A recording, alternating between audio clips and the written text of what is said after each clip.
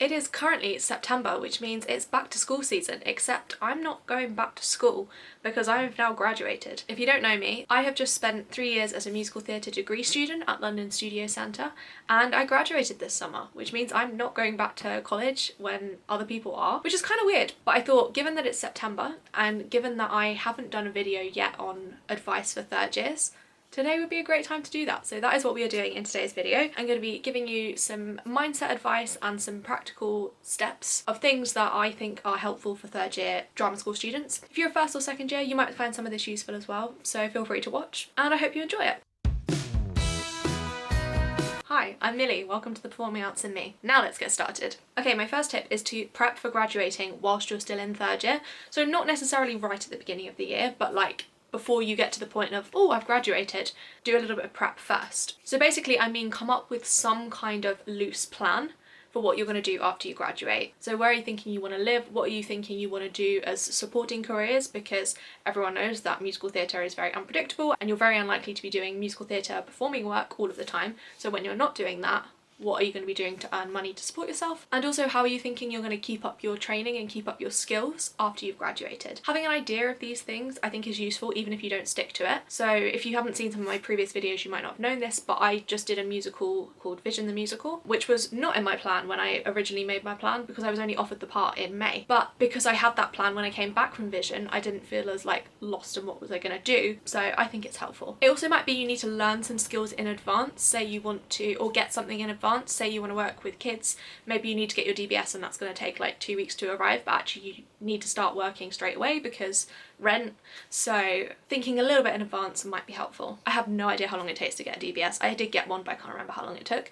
So actually do your research on that. If you do need to get a DBS, don't listen to me. My next tip is kind of related, but it's different, and that's to start transitioning to grad life before, again, you're completely cut off from college. So that might be you start going to a couple of open dance classes so that you're not terrified to go to Pineapple by the time you graduate. Or it might be that you arrange with a singing teacher, I'm going to have lessons with you once I graduate, etc, etc. Because I personally found that after I graduated, it's a little bit weird. You're kind of like unstructured for the first time because I've been in school, I've been in sixth form, I've been to a foundation course, and then I've done 3 years of a degree, and then I was like unstructured for the first time. But having a few, well, for me, I'd already arranged which singing teacher I was going to have lessons with, so that was something that I could like latch on to. I had not been going to Pineapple before I graduated. Might have been helpful to have gone to at least one class so that I knew what the building looked like from the inside because I'd never been into Pineapple before this summer. But yeah, just things like that might be helpful for you. Okay, this next one you might not like quite as much, but start your dissertation as soon as you can.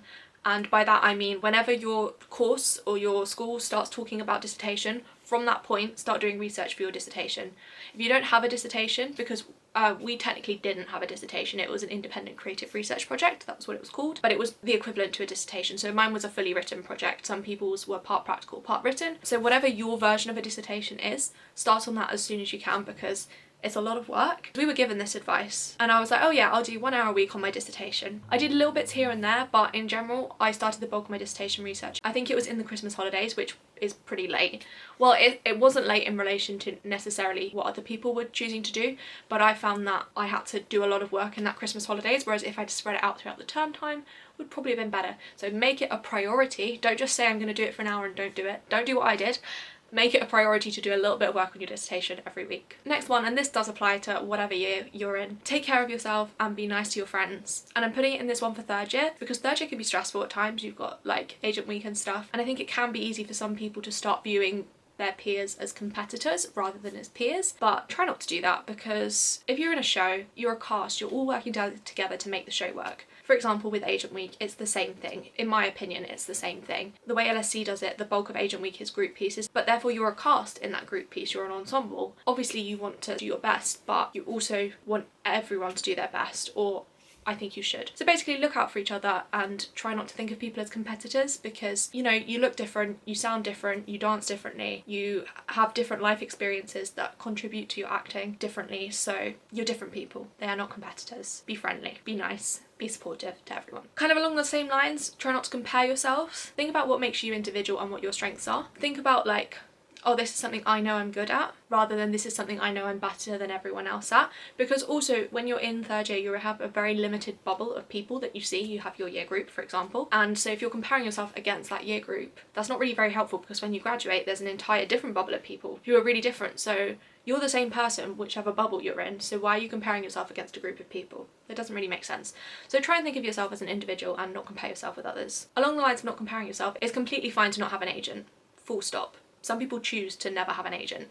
You don't need an agent. You might want an agent, but you don't need an agent. And even if you want an agent, it's completely fine to graduate without one. So don't put that pressure on yourself, and don't compare yourself because, oh, so-and-so's got an agent, but I haven't. It's not necessarily a reflection on your skill set, and it might just be that you haven't met the agent that has a gap for someone like you on their books. It is also fine and very normal to graduate without a job, as in a performing job. That is really normal. So don't try and put pressure on yourself. Some people might book jobs, but it's completely normal to graduate without a job, so don't stress about that. Also, with open calls, I didn't go to a single open call whilst I was at college. Some people went to loads, some people went to a few of them. It's up to you. So just decide what suits you best. My next thing to remember, and I think this is a big one to remember from the beginning, is that you do not have to have everything perfect by the time you leave college. Firstly, perfect doesn't exist, but secondly, because sometimes you hear things where people say stuff like, oh, why can't you do XYZ? You're in third year, you should be able to do that by now. Which I take a bit of an issue with, because A, everyone develops different skills at different rates. So maybe I can't do a triple pirouette because I've been focusing on something else,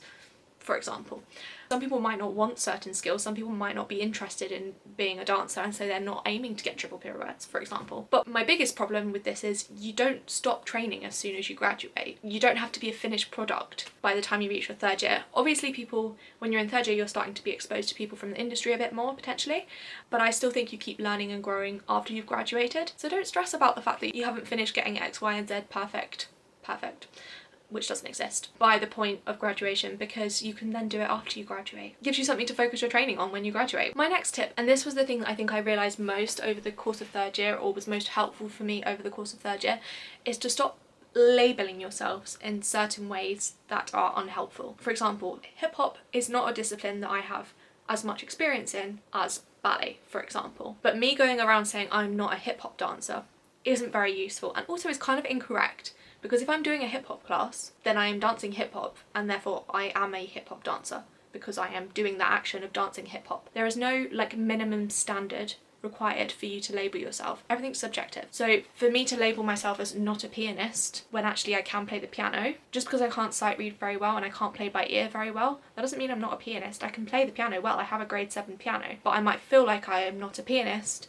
Well, start labelling yourself as a pianist and then see what happens. You get to decide what you are, so pick your labels wisely and try not to use them to limit you. Try not to put yourself in a box. Whilst you've got this year where you're still in a hopefully supportive environment, try and use that time to expand your box and widen it and break through barriers, mental barriers that you might have set up for yourself, so that you can be more open and receptive to different disciplines and different genres and different skill sets throughout the year. Next one is to act like a professional, by which I mean be polite, be punctual, be respectful, be adult about things, because you're going to be meeting a lot more professionals probably in third year, choreographers or directors, external people coming into the college and working with you. So act like a professional, and also take responsibility for your own learning, for your own health, for your own well-being, and try and start adapting to the idea that you are in charge, because when you graduate there's no one to tell me to go to class, there's no one to tell me to go to a physio, there's no one to tell me to practice singing. So try and take responsibility for your own learning and act like a professional with your peers and with guest staff and with staff at your college. And my final point is to accept and to seek the support of your tutors as much as you can,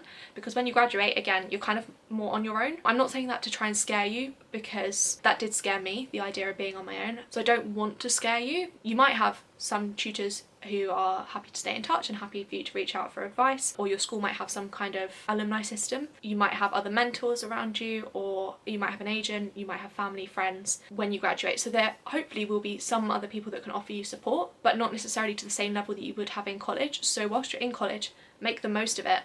Go and ask your teachers questions, go and speak to them, ask for guidance on things like headshots. If your college has a physio team and you've got some little aches and pains that need sorting out and it's not going to cost you to go and use it whilst you're at college, then go and use it whilst you're at college. Same thing with therapy, mental health support, questions about agents, questions about jobs they've done, questions about skills that specific teachers have. Go and ask them and make the most of the support that you have whilst you're at college. Okay, and that is it for today's video. I hope you have enjoyed.